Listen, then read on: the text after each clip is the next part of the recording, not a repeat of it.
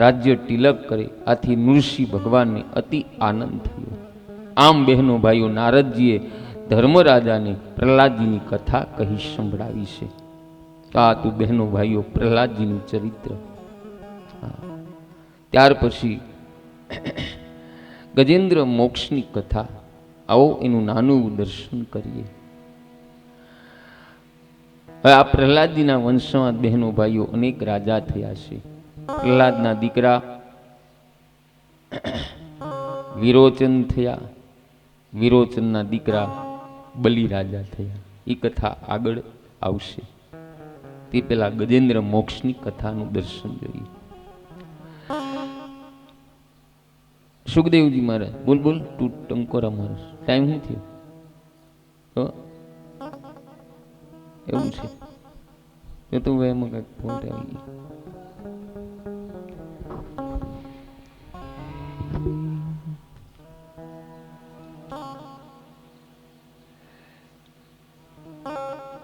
સુખદેવજી મહારાજ કહે, હે રાજન, ક્ષીર સાગરથી વીંટાયેલા ત્રિકુટા નામે એક રમણીય અતિ પર્વત હતો.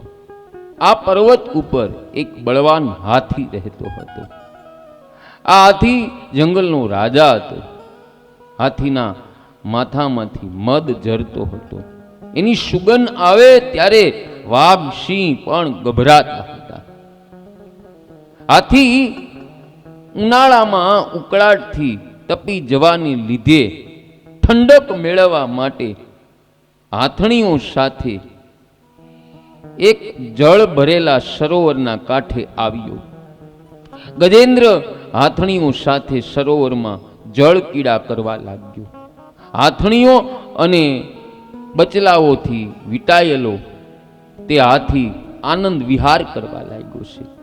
હા, આનંદ વિહાર કરવા લાગ્યો. પણ પોતાની મસ્તીમાં કામ કીડા કરતો હતો. હવે આ તકનો લાભ લઈ સરોવરમાં રહેલા એક મગરે હાથીનો પગ પકડ્યો. હા, અને મગર હાથીને જળમાં ખેંચવા લાગ્યો છે. ખેંચતો ખેંચતો અંદર વયો ગયો છે. હા બહેનો ભાઈઓ, આ ગજેન્દ્ર મોક્ષની કથા દરેકના ઘરમાં થતી જોવા મળે છે. હા, અહીં સંસાર એ સરોવર છે, જીવ એ ગજેન્દ્ર છે, કાળ એ મગર છે. હા, ધીરે ધીરે મગર હાથીને અંદર ખેંચી ગયો.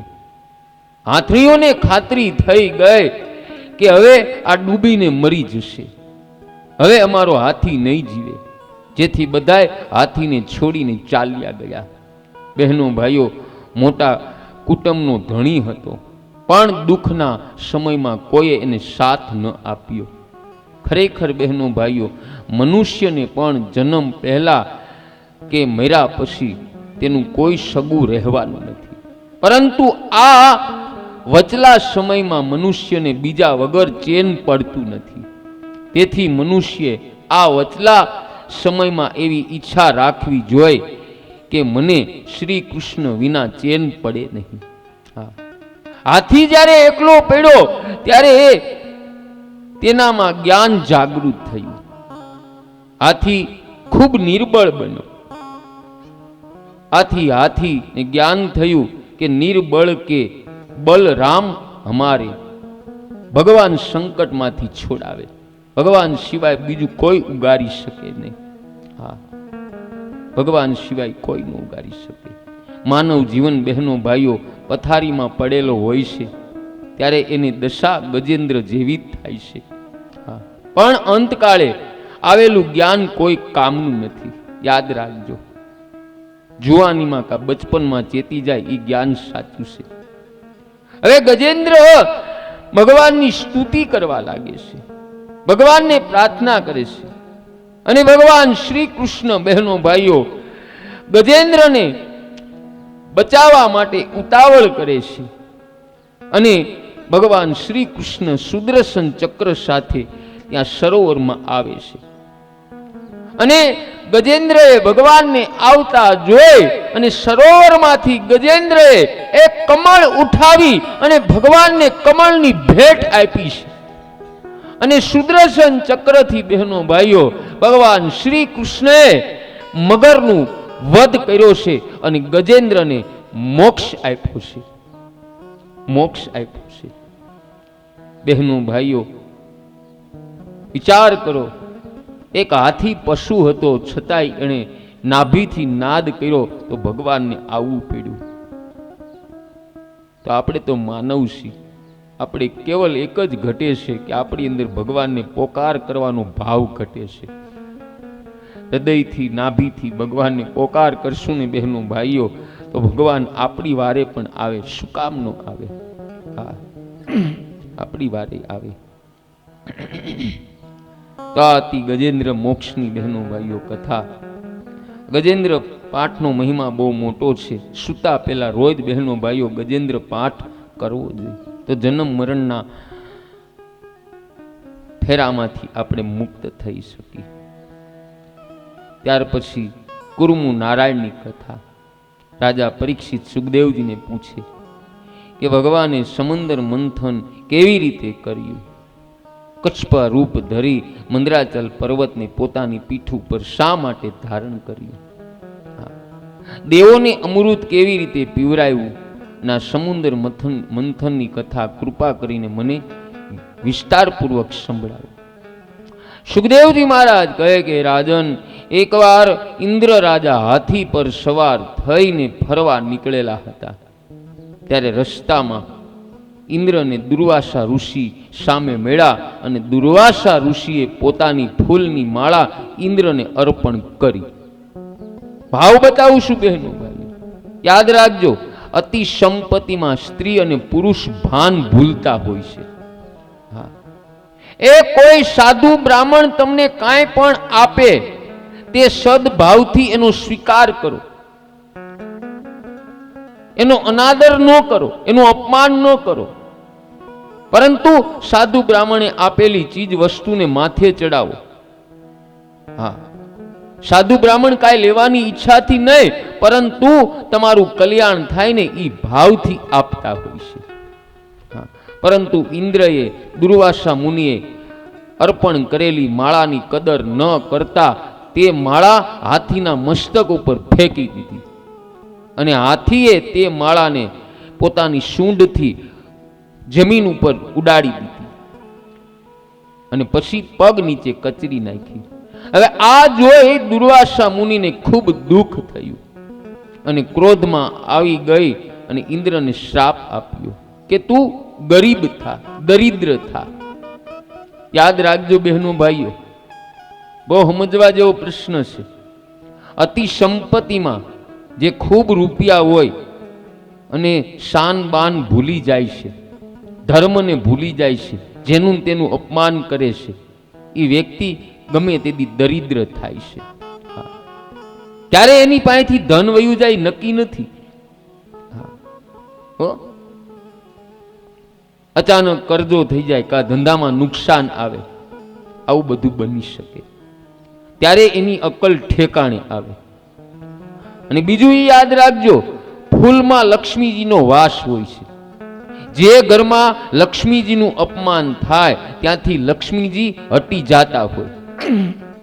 જે ઘરમાં ફૂલ પગ નીચે કચરાય, જે ઘરમાં સાયંકાળે ઝઘડા થાય અને જે ઘરમાં ભિખારીનું અપમાન થતું હોય અને જે ઘરમાં સૂર્ય ઉદય અને સૂર્ય અસ્ત સમયે લોકો ભોજન કરે અને સાયંકાળે સૌભાગ્યવતી સ્ત્રી ઘરના ઉંબરે બેઠી બેઠી માથું ઓળાવા બેસે, એ ઘરમાં માં લક્ષ્મીનો વાસ રહેતો જ નથી. હા, ત્યાં લક્ષ્મી નથી રહેતી. લક્ષ્મી અનેક પ્રકારની હોય છે. એક મહાલક્ષ્મી અને એક અન્ય લક્ષ્મી. પછી એના ઘરમાં રૂપિયા રે, માં લક્ષ્મી નો રે. રૂપિયાથી બધી સગવડ મળે પણ મનની શાંતિ અને અંતરનો આનંદ નથી મળતો. યાદ રાખજો બહેનો ભાઈઓ. હવે દુર્વાસા મુનિએ પોતાની માળાની કદર ન જોતા ઇન્દ્રને શ્રાપ આપ્યો અને દેવો અને રાક્ષસોનું યુદ્ધ થયું. એમાં રાક્ષસોની જીત થઈ અને દેવોની હાર થઈ. પછી બધા દેવો ભગવાન નારાયણ પાસે જઈને કહે છે કે આ રાક્ષસોએ અમારું સ્વર્ગનું રાજ્ય લઈ લીધું છે. ભગવાન નારાયણ કહે કે તમે સમંદર મંથન કરો, એમાંથી અમૃત નીકળશે, એ હું તમને પાઈશ, તમે અમર થાશો અને પછી દેવો રાક્ષસ સાથે યુદ્ધ કરો. અને આ કામ તમારા એકલા કીધે નહીં થાય, આમાં તમારે રાક્ષસોની મદદ લેવી પડશે. જાઓ. પછી બહેનો ભાઈઓ દેવો રાક્ષસો પાસે જઈ એની યારે મીઠી મીઠી વાતો કરી અને સમંદર મંથન માટે તૈયાર કરે છે. હા, સમંદર મંથન માટે તૈયાર કરે. બંને અમૃત મેળવવા સમંદર મંથન કરવા લાગ્યા. મંદરાચલ પર્વતનો રવૈયો બનાવ્યો અને વાસુકી નાગનું દોરડું બનાવ્યું. પરંતુ જ્યાં સમંદરમાં ઔષધિ નાખી અને મંથન કરવા લાગ્યા ત્યાં મંદરાચલ પર્વત ડૂબવા લાગ્યો. તેથી બધાય દેવો ગભરાયા. ત્યારે કુર્મુ નારાયણ ભગવાનનું પ્રાગટ્ય થયું અને કુર્મુ નારાયણે પોતાની પીઠ ઉપર મંદરાચલ પર્વતને રાખ્યો. બોલો કુર્મુ નારાયણ ભગવાન કી. બહેનો ભાઈઓ, ભાવ બતાવું છું.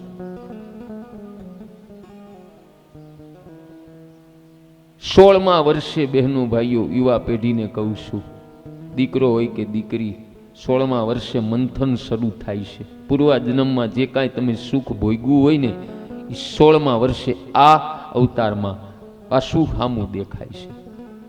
હા, માટે યુવાની કાળ એ ખરાબ કાળ છે. યુવાની કાળમાં બહેનો ભાઈઓ મૂર્તિનો અને મંત્રનો આશરો લેશો ને તો યુવાની કાળ બગડશે નહીં. હા, કુર્મુ નારાયણ પોતાના પીઠ ઉપર મંદરાચલ પર્વતને ધારણ કરે છે. એટલે આપણે પણ જો આપણું મન બહેનો ભાઈઓ મૂર્તિમાં અને મંત્રમાં લીન કરશું ને તો આપણો યુવાન કાળ બગડશે નહીં. યાદ રાખજો. અત્યારે અમુક જોવો છો યુવાનો ક્યાં ક્યાં વયા ગયા છે, ખબર નથી પડતી. ખાસ કરીને મોબાઈલ આમ બે હદ કરી નાખીશ. મેં મોબાઈલ ઉપર એક ગીત બનાવ્યું છે, કે તો સંભળાવું એકાદી બે કડી. શબ્દો ઉપર ધ્યાન દઈ જાઓ.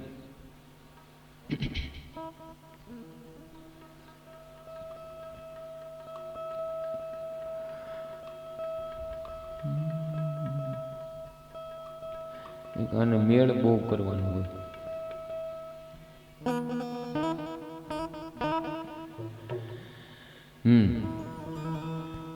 મોબાઈલ તે તો એવી કરી યુવા પેઢીને ઘેલી કરી.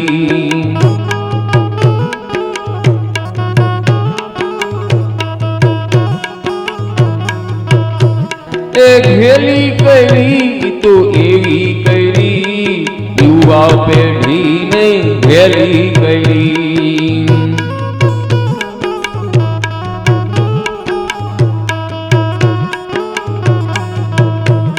સેલ્ફી લેવા ઝાડવે ચડી ત્યાંથી ઈ તો ઊંધી પડી.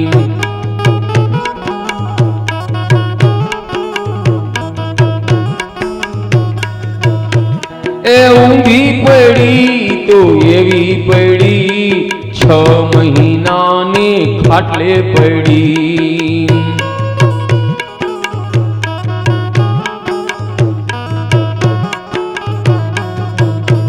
એ મોબાઈલ કે તો એવી કરી યુવા પેઢીને ઘેલી કરી.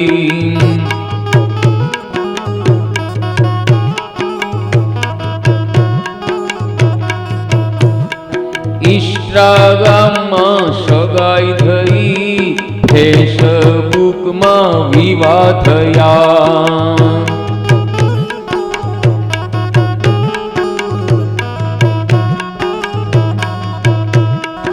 ઇન્સ્ટાગ્રામમાં સગાઈ થઈ, ફેસબુકમાં વિવાહ થયા.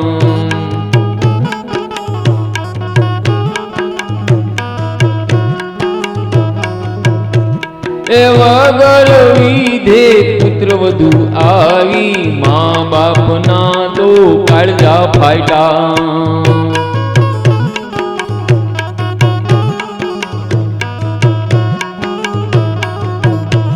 એ મોબાઈલ તે તો એવી કરી, યુવા પેઢીને ઘેલી ગઈ, યુવા પેઢીને ઘેલી ગઈ, યુવા પેઢીને ઘેલી ગઈ.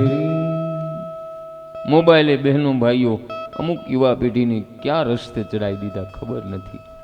હા જો એ કોઈ માણા બહેનો ભાઈઓ મરતો હોય ને તો એની યાર ફોટો પડાવશે, એને બચાવશે નહીં.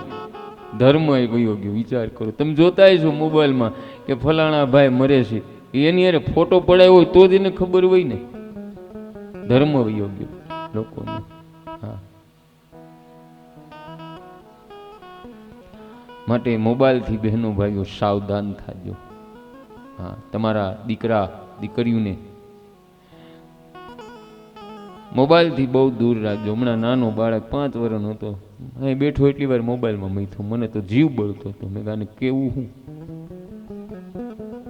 આ એના માવતરનો દોષ છે હો. ભલે મારા સંબંધી રહ્યા પણ કેવું જરૂરી છે મારે. વડીલોનો દોષ છે. કેવું છે બેટા, મોબાઈલમાં બહુ મથમાં.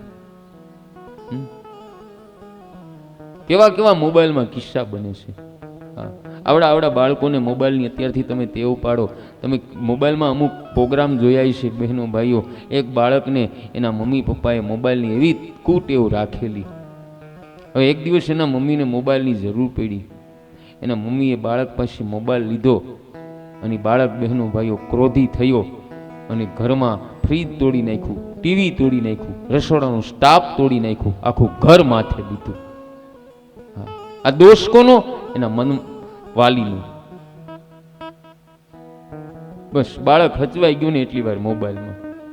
સાવધાન થાવ, બધા વાલીઓને પ્રાર્થના કરું છું હો. હમણાં આ બાપુને મુકેશ બાપુને ચા પીવા જ આવે, દીકરા ને દીકરી મોબાઈલમાં જ નથી. આ હારું નથી બાપુ હો.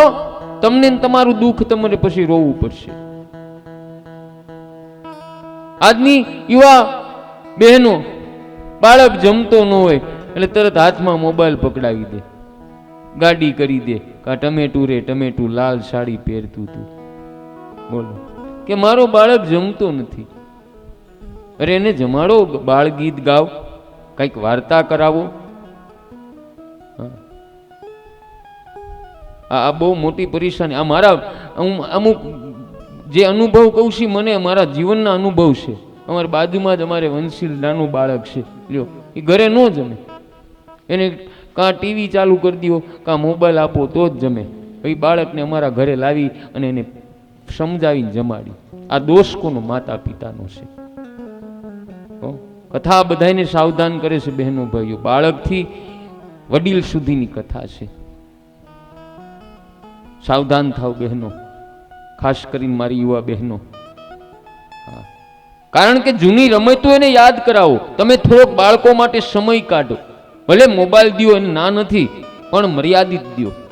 મોબાઈલનો એ દાસ બની જાય, મોબાઈલનો ગુલામ થઈ જાય એવી વસ્તુ ન થવી જોઈએ. આંખોને નુકસાન થાય, એની બુદ્ધિ ઉપર નુકસાન થાય, એના દેહ ઉપર નુકસાન થાય. એની મોબાઈલ તમે તમારા હાથમાં લ્યો ને એટલે તમારી બુદ્ધિ તે એટલી વાર કામ કરતી બંધ થઈ જશે. બધાને કહું છું, તમારું બીજું કામ કાંઈ નથી કરતી બુદ્ધિ. બધાને મારી પ્રાર્થના છે, વિનંતી છે, સાવધાન થાયજો મોબાઈલથી. રાખો ને ના નથી, સમજીને આપો. પછી સમુદ્ર મંથન કરવામાં આવે અને એમાંથી બહેનો ભાઈઓ હડાહડ ઝેર નીકળ્યું. આ ઝેરની દુર્ગંધ એટલી ફેણાણી કે વાસ એટલી નીકળતી હતી કે દેવો રાક્ષસો સહન કરી શક્યા નહીં. ભગવાન નારાયણે પછી કહ્યું કે ભગવાન શિવજીને બોલાવો, એના સિવાય કોઈ આ ઝેરને પચાવી નહીં શકે. પછી શિવજી બહેનો ભાઈઓ ઝેર પીવા માટે તૈયાર થયા છે અને પાર્વતીજી કહે કે પ્રાણનાથ પર ઉપકાર કરો પણ એવા ન કરો કે આપણું અહિત થાય. ત્યારે શંકર ભગવાન કહે છે દેવી આ લોકો તો સુખી થશે ને જો આપણું કદાચ નુકસાન થાય પણ આ લોકો તો સુખી થાય. પછી ભગવાન શિવજી ક્ષીરસાગરમાં આવ્યા અને ભગવાન નારાયણનું સ્મરણ કરતા કરતા ઝેર ગટગટાવી ગયા છે, પણ ભગવાન શંકરે ઝેર ગળા નીચે ઉતાર્યું નથી, ગળામાં રોકી રાખ્યું છે. બહેનો ભાઈઓ, ભગવાન શંકર મને તમને માર્ગદર્શન આપે છે કે ઝેરને પેટમાં ન ઉતારો. તમને કોઈ કડવા વેણ કે અને ઈ કડવા વેણ કહેવાની હામી ઈચ્છા થાય તો ઈ કડવા વેણ તમારા ગળામાં રોકી રાખો. હા, કડવા વેણ ઈ સમાજનું ઝેર છે, માટે કોઈની કડવા વેણ કહેશો નહીં. કોઈ કડવા વેણ કે એને સહન કરો. જે સહન કરે છે એને બહેનો ભાઈઓ અમૃત મળે છે. માટે શિવજીની જેમ બહેનો ભાઈઓ તમે પણ સહન કરતા થઈ જાઓ. કોઈ આપણા હિત માટે કહે તો એને જીવનમાં ઉતારો,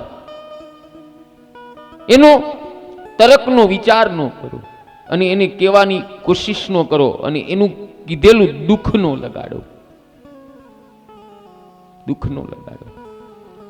ત્યાર પછી બહેનો ભાઈઓ સમુદ્ર મંથનમાંથી 14 રત્નો નીકળ્યા. દેવોને રાક્ષસોને જેને જેને જે જોતા હતા એ બધા લઈ ગયા.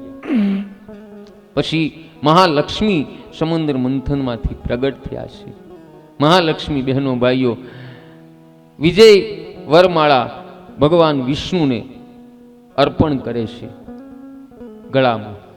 બહેનો ભાઈઓ, જ્યારે વિષ્ણુ ભગવાને લક્ષ્મીજીની માળા નહોતી પહેરીને ત્યારે વિષ્ણુ ભગવાનનું મસ્તક નીચું હતું, પણ માળા પહેર્યા પછી લક્ષ્મીજી આવ્યા પછી વિષ્ણુ ભગવાને બહેનો ભાઈઓ ચારેય બાજુ નજર કરી. વિષ્ણુ ભગવાન માર્ગદર્શન આપે છે કે રૂપિયાવાળાને પણ ચારેય બાજુ નજર રાખવી જોઈએ કે મારી આજુબાજુમાં કોઈ ગરીબ રહેતો નથી ને. હા, એ વિષ્ણુ ભગવાન માર્ગદર્શન આપે છે. ત્યાર પછી બહેનો ભાઈઓ સમુદ્ર મંથનમાંથી અમૃત નીકળ્યું અને ભગવાન દેવોને અમૃત પાય છે અને રાક્ષસોને થયું કે ડગો ડગો ડગો. વિષ્ણુ સાડી પહેરીને આવ્યો અને ડગો કર્યો. પછી ભયંકર બહેનો ભાઈઓ રાક્ષસોનું અને દેવોનું યુદ્ધ થયું છે અને દેવોની જીત થઈ છે. પછી ફરી પાછું યુદ્ધ થયું છે અને રાક્ષસોના રાજા બલિ રાજા ને જીત થઈ છે. ત્યાર પછી બહેનો ભાઈઓ 7મા મવંતરમાં કશ્યપ ઋષિ અને અદિતિને ઘેર વામનજીએ અવતાર લીધો. પરીક્ષિત રાજાએ સુખદેવજી મહારાજને આ 7મા મવંતર વામન ભગવાનની કથા સાંભળવાની વિનંતી કરે.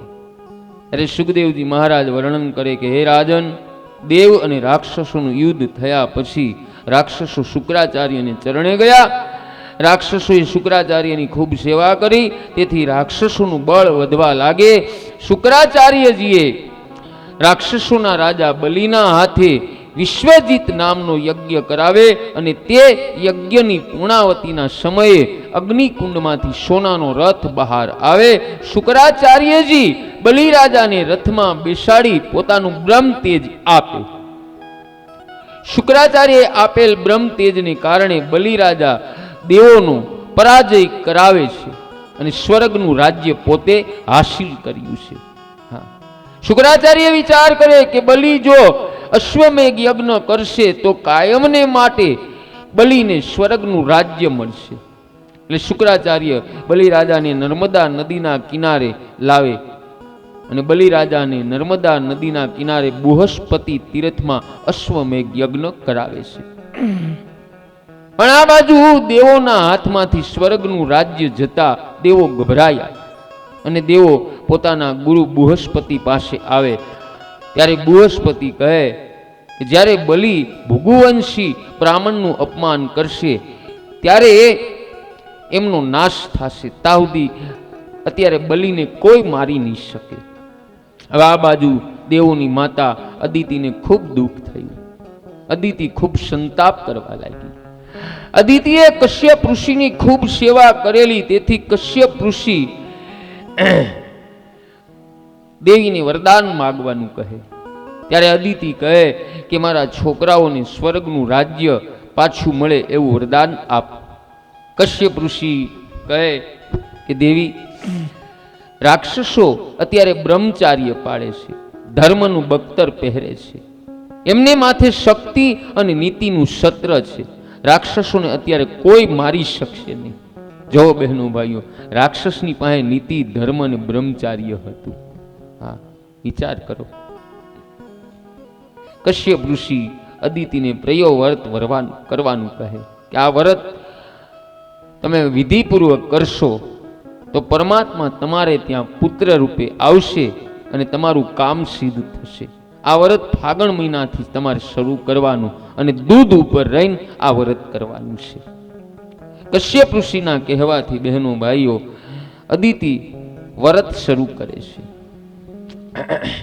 ઘણા સમય સુધી વ્રત કરે અને રાત્રે અદિતિને સપનામાં ચતુર્ભુજ નારાયણના દર્શન થાય અને અદિતિ સપનામાં જ સ્તુતિ કરે કે આપ યજ્ઞપતિ છો, લક્ષ્મીના સ્વામી છો, જગતના પતિ અને તત્વ દ્રષ્ટિએથી મારા પણ પતિ આપ છો. અદિતિને પ્રભુએ આજ્ઞા કરી કે તમે મારા દર્શન બરાબર આ સ્વરૂપના આંખમાંથી અંદર ઉતારી મારા આ ચતુર્ભુજ સ્વરૂપનું સતત ધ્યાન પતિના શરીરમાં કરશો તો હું તમારે ત્યાં પુત્ર રૂપે પ્રગટીશ. આમ પરમાત્માએ સપનામાં આજ્ઞા કરી અને અદિતિ સવારે જાગી. અદિતિ સપનાની બધી વાત કરે. અદિતિ અને કશ્યપ ઋષિ વારંવાર નારાયણનું ચિંતન કરવા લાગે.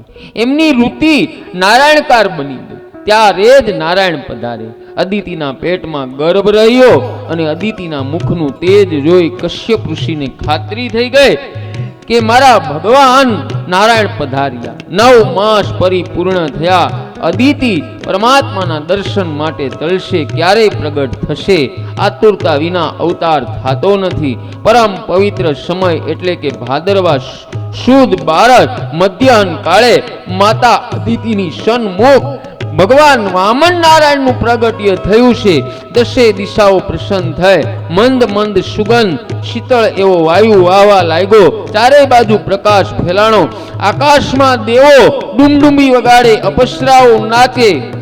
પતિ પત્નીના મનમાં આનંદ સમાતો નથી. કશ્યપ ઋષિ પણ દોડતા દોડતા ભગવાનના દર્શન કરવા ગયા અને નારાયણના ચતુર્ભુજ સ્વરૂપના દર્શન થયા. ભગવાનના આ સ્વરૂપના દર્શન કરી અને કશ્યપ ઋષિ કહે મારા ભગવાનનો સદાકાર જયકાર હો, જયકાર હો. કશ્યપ ઋષિ નારાયણનું આ સ્વરૂપ જોઈ અને આનંદ પામ્યા અને નારાયણ સ્વરૂપનું અદ્રશ્ય થયું અને 7 વર્ષના બટુક વામન સ્વરૂપે પ્રગટ થયા. બોલો બટુક નારાયણ ભગવાન કી. વામન નારાયણ ભગવાનનું બહેનું ભાઈઓ પ્રાગટ્ય થયું છે. તો જેને પણ વામન નારાયણની જે કાંઈ ભેટ સોગાત આપવી હોય તો આપી શકો છો પ્રેમથી. બરાબર, હાલો ફટાફટ જેને બોલવી બોલો. અમારો કેમ કોઈ ભેટ નથી બોલતા? નથી હમણાં પગાર થયો કે માથે કરજો છે તો તમ તારે હા હજી 4 દી બાકી. 4 દીમાં કોઈ કઈ આપશો નહીં. પ્રેમથી કથા સાંભળજો. તમે દુખી હોય અને તમે દાન દો એ નહીં સારું હો. હું બહુ એની ઉપર ફોર્સ નથી કરતો દાન ઉપર. હા, યાદી દઉં કે તમારી ઈચ્છા થાય તો આપવું, નહીં તો જય શ્રી રામ 2 હાથ જોડી.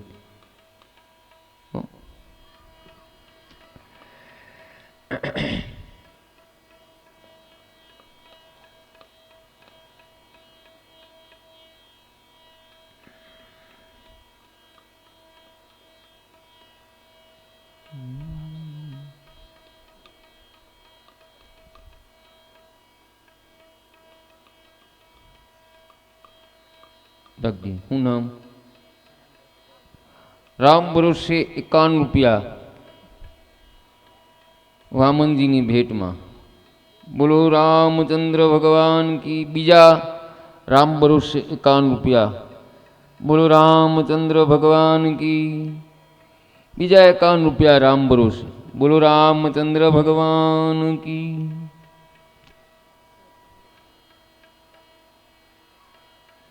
₹100. કેટલા બોલવાની કેમ? રામ ભરોસે બીજા 51 રૂપિયા. બોલો રામચંદ્ર ભગવાન કી. બીજા રામ ભરોસે 51 રૂપિયા. બોલો રામચંદ્ર ભગવાન કી. બીજા 51 રૂપિયા રામ ભરોસે. બોલો રામચંદ્ર ભગવાન કી. ₹100 રામ ભરોસે. બોલો રામચંદ્ર ભગવાન કી. અરે જેને જેને દેવાય ફટાફટ બોલવા મળો, સમય ન બગાડો. હા, દેવાનું આવે એટલે ફટાફટ ઊભું થઈ જ જવાય. આપણે ક્યાંક લગ્નમાં ગયા હોય, પહની વિધિ આવી, કેમ ધોડીને ઊભા થઈ જાય? ન લખાય કે આપણે ભૂંડા લાગશું. આ બધું જે હાલતું એ કરો ને તમે, તો આ ધર્મ કાર્યમાં કરવું તો પડે ને. બોલો રાધામાં 51 રૂપિયા રાધામાં તરફથી. બોલો રામચંદ્ર ભગવાન કી.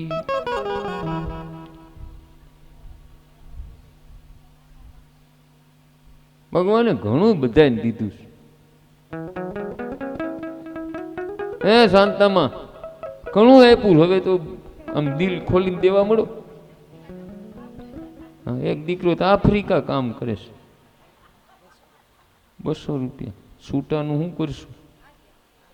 તો લઈ લ્યો, તમને આવડે લેતા તો લઈ લ્યો.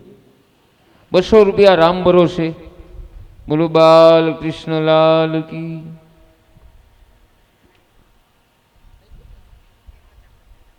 બે 50 રામ ભરોસે એટલે 100 થયા ને, હોની થયો ને. હા, બોલો રામચંદ્ર ભગવાન કી. હાલો ફટાફટ બોલો. બોલો મળી 101 રામ ભરોસે. અમારે જે બાળક મોબાઈલમાં રમતો હતો એના તરફથી 51 રામ ભરોસે. એને થોડોક મોબાઈલ ઓછો દેજો બેટા, તો સારું. તો સારું કહેવાય. સારું, એનું ઉદાહરણ થયું ને એક.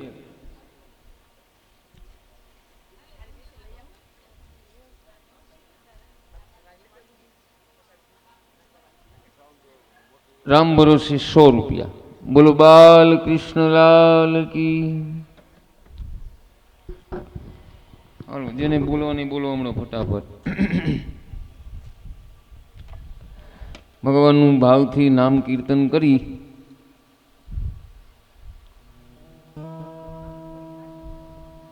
શું ટાઈમ થયો?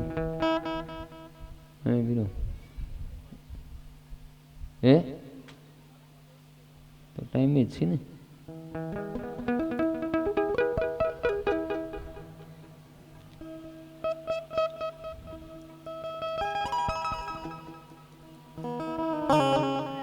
રામ ભરોસે ₹20. બોલો રામચંદ્ર ભગવાન કી. કાલે સવારે જેને પૂજામાં બેસવાનું હોય એ પણ બને ત્યાં સુધી વધારે પૂજામાં બેસવા માટે ભાઈઓ બહેનો જોડાવ. બરાબર. સવારે 7 વાગે ભગવાનની પૂજા શરૂ થાય છે અને 8:30 તો તમને હું છૂટા કરી દઉં. અને પૂજામાં શું શું લાવવાનું એ પણ કહું. ગણપતિની મૂર્તિ, 2 સોપારી રીધી સીધી, 4 થાળી, 5 ફ્રૂટ, 2 આસન, પંચામત, જલની લોટી, કંકુ ચોખા, ચૂંદડી ઉપેણી, પંચામત, ગોળની ગાંગડી. બરાબર. અને સૂકો મેવો ઘરમાં પડ્યો હોય તો લાવવો, વધારે હોય તો વધારે લાવવો, તો અમારે 12 મહિના લેવો. તો હોય એવું કેવું શું ખોટું ભાઈ? મારે ક્યાં કરિયાણાની દુકાને જવું? આપને લેતાય ન આવડે. આનંદ કરવાની વાત છે. કાંઈ ન લાવો તો હાલશે બહેનો ભાઈઓ. કેવલ એક આસન લાવો અને ભગવાનની જે મંત્ર બોલાવો એ મંત્ર પ્રેમથી બોલાવો, તોય તમારી પૂજા ભગવાન સ્વીકાર કરી લે. સગવડ પૂજાની જરૂર નથી, પણ માનસિક પૂજાની વિશેષ જરૂર છે. પણ પૂજામાં બેસો.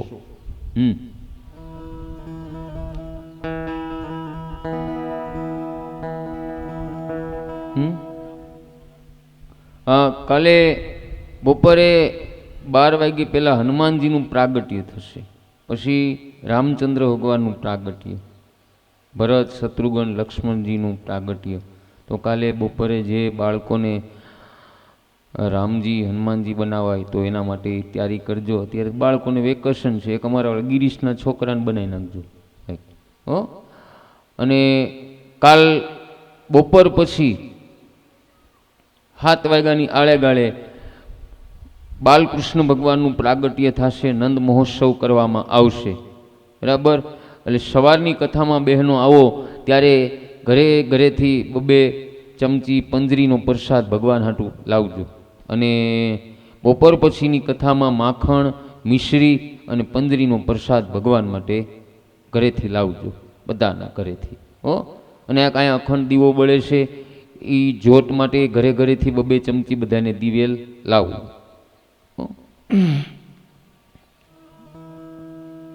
પ્રમ દિવસે બહેનો ગોવર્ધન પૂજા આવશે. ગોવર્ધન પૂજામાં આપણે અહીંયા ગોવર્ધન પર્વતની મૂર્તિ બનાવશું. અને ઘરે ઘરેથી પ્રમ દિવસે બપોર પછી તમારા પિતૃઓને મનગમતી વાનગી અન્નની હોય આપણે અન્નકોટ અહીંયા ધરવાનો છે. એટલે બધાને ઘરે ઘરેથી પ્રસાદી ઘરેથી બનાવીને લાવી અને અહીં ધરવાનું છે. અને મોટો અહીંયા અન્નકોટ ધરી અને ગોવર્ધન પર્વત ભગવાન આપણે અહીં પ્રતિમા બનાવવાની છે. તો કહી દો કે એના માટે તમારે હું તૈયારી કરવાની. અગાઉ 2 ઘરેથી ઓછા લાવવાના, બધાને નહીં, એક જણો જ લાવે. પછી એક પંચ ધાતુની કે પિત્તળની ગોળી, પિત્તળનો હાંડો, પિત્તળની ગાગર, પિત્તળનો ત્રાસ અને બાલકૃષ્ણ ભગવાનની મૂર્તિ, દહીં, દૂધ અને તુલસી પત્ર એ ત્રાસમાં મૂકી અને પછી ભગવાનને પોઢાડી દેવાના. અને આપણે ગોવર્ધન પર્વત શેનો બનાવવાનો તમારે નક્કી કરવાનો. ઘઉંનો બને છે, ખુરચીનો બને છે ને પથ્થરનો બને. બોલો શેનો બનાવો છે કયો ફટાફટ. ઘઉંનું બનાવો, બરાબર. તો શાંતામાં બોલ્યા છે ઘઉંનું બનાવો, એટલે પેલો ખટારો શાંતામાન ઘરેથી ઘઉં લઈ આવજો હો. હા, ઘરે ઘરેથી એક ખટારો ઘઉં લાવીને આવજો. કારણ કે આપણે એવડો અહીંયા પર્વત બનાવશું કે એ પર્વત ઉપર આપણે ઊભા થઈ ઊંચા જઈ અને આપણે ગિરનારનો પર્વત અહીંથી દર્શન થવા જોઈએ. લઈ આવશું ને બધે, પણ ગભરાતા નહીં. ખટારો લાવવાનો છે, નાના બાળક રમે ને એવડો, મોટો નહીં. જેના તમારી જે યથાશક્તિ પ્રમાણે લાવજો. અસવા માટે કહું છું, ભગવાને જેટલા આપ્યું હોય, કિલો લાવો, 5 કિલો લાવો, 10 કિલો લાવો, મણ લાવો, જેવી તમારી સગવડ, બરાબર. એટલે આટલું બધું કરજો. અગાઉ તમે તૈયારી કરો એટલે તમને ખબર પડે. પછી 6ઠા દિવસે રૂક્ષ્મણી વિવાહ આવશે. તો રૂક્ષ્મણી વિવાહમાં કોઈને કન્યાદાન આપવું હોય, કોઈને ભગવાન શ્રી કૃષ્ણની જાન લઈને આવવું હોય, એના માટે પણ તમે તૈયારી કરજો.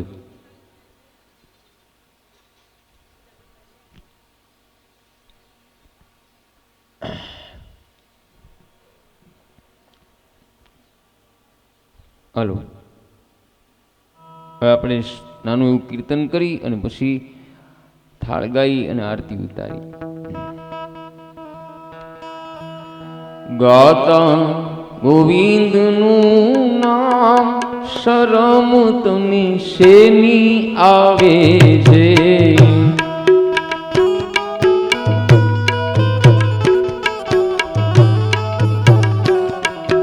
ધરતા પ્રભુનું ધ્યાન શરમ તને શેની આવે છે.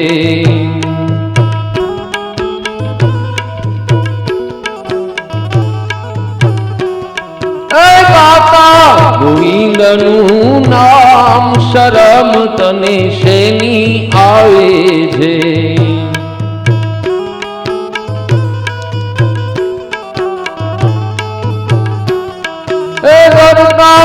પ્રભુનું ધ્યાન શરમ તને શેની આવે છે.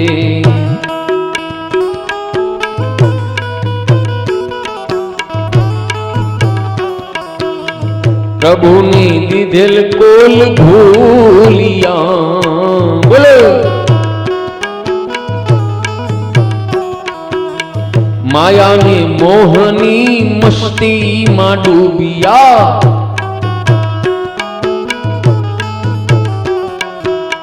પ્રભુની દીધેલ કોલ ભૂલિયા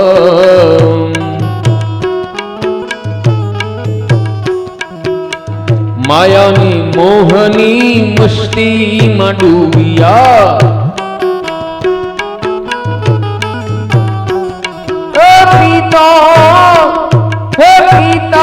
પ્રભુ રસ પાન શરમ તને શેની આવે છે બોલો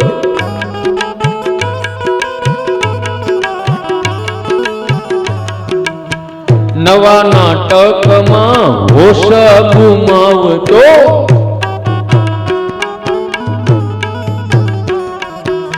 ટીવી મોબાઈલમાં રૂપિયા ગુમાવતો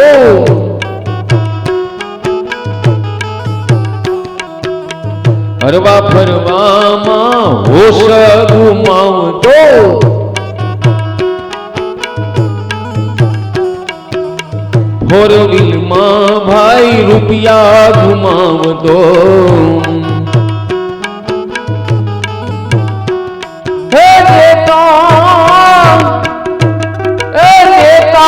ગરીબોને દાન શરમ તને શેની આવે છે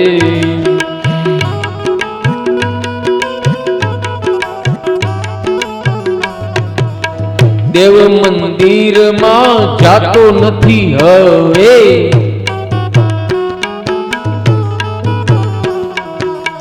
કથા કીર્તનમાં જાતો નથી હવે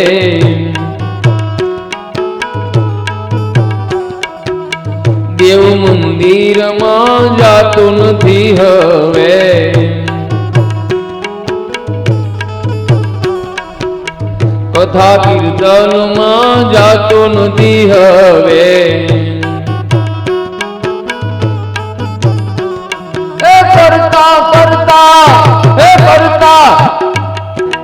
કરતા સત્સંગનું પાન શરમ તને શેની આવે છે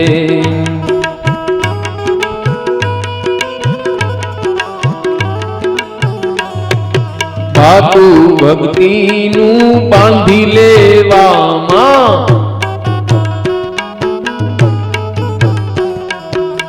ભાવભીનું શંકરની શરણી જવામાં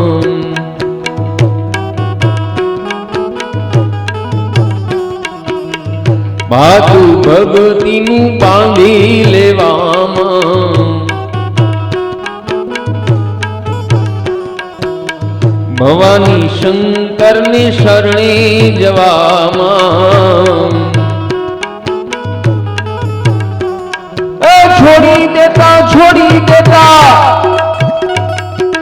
છોડી દેતા દેહ અભિમાન શરમ તને શેની આવે છે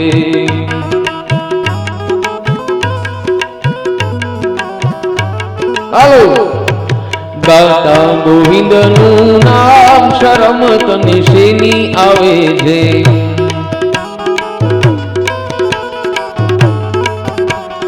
આવતા પૂજામાં ભાઈ શરમ તને શેની આવે છે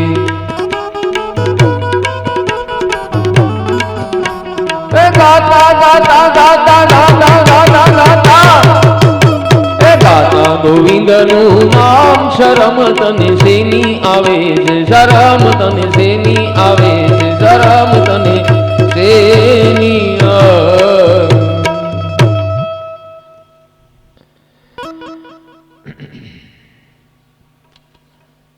ભગવાનને થાળ ધરાવી દેજો બીજું એક આપ સૌને પ્રાર્થના મારી કે સવારે ઠાકોરજીને દૂધ ધરાવવું જોઈએ સવારની કથામાં જે શ્રોતા હોય એ દૂધનો પ્રસાદ લઈને પછી જ ઘરે જાઓ એટલે કોઈ પણ એક બેન સવારે રોજ કથામાં આવો બરાબર થોડીક અમથી મિશ્રી નાખવી, તુલસી પત્ર મૂકવું અને દૂધ ધરાવી દેવું ખાસ. પછી ગમે એક જણો ધરાવે તો હાલે, પછી બહુ જાજુ ન લાવતા, એક નાની એવડી વાટકી લાવો, કારણ કે પછી સવારે જાજા શ્રોતા થાય ને, ખૂટે નહીં, આખો મંડપ સવારે ભરાઈ જશે. અત્યારે બહુ ઓછા છે. હું સવારે પછી એવા દીકરીનું બિચારીને કામ હોય, રસોઈ કરવાની હોય, એવા દીકરીને મારી પ્રાર્થના, આપણે આંગણે લગ્ન પ્રસંગ હોય કે ક્યાંય હગામાં લગ્ન પ્રસંગ હોય તો આપણે વહેલા 4 વાગે જાગી જઈએ છીએ, 2 દી અગાઉ સુટકેસ ભરી છીએ, તો સંસારના વ્યવહાર તમે બરાબર નિભાવો છો. આજે સંસારનો જગતનો નાથ તમારા આંગણે આવ્યો છે તો 5 દિવસ કામ વહેલા કરી નાખો અને સવારે પણ થોડીક કથામાં હાજરી આપો, એવી મારી પ્રાર્થના હો એવા દીકરીને.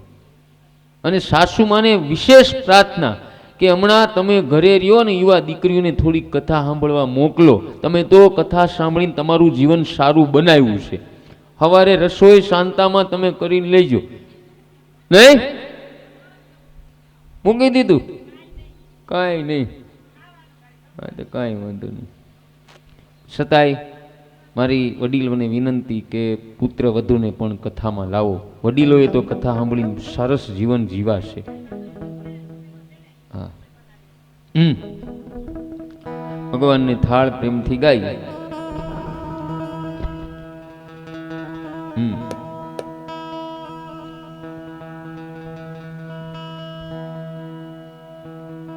તેડાવ્યા તમને નોતરું દઈ, કહો જાદવરા જમશો કે નહીં.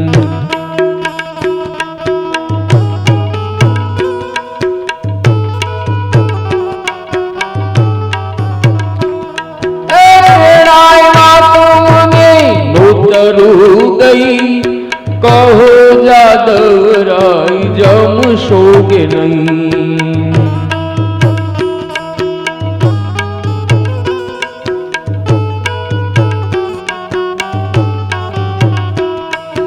પેંડાને બરફી બાસુંદી ગઈ, પેંડાને બરફી બાસુંદી ગઈ, ઢેબરને ઘૂઘરા જમશો કે નહીં. બોલો.